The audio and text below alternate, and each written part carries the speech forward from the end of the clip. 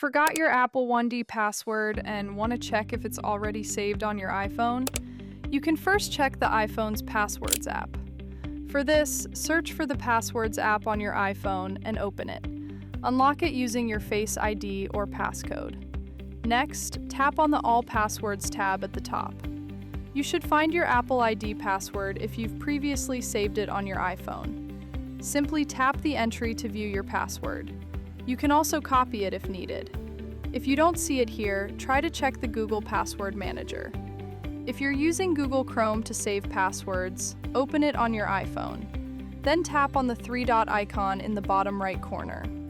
From the pop-up menu, select Google Password Manager.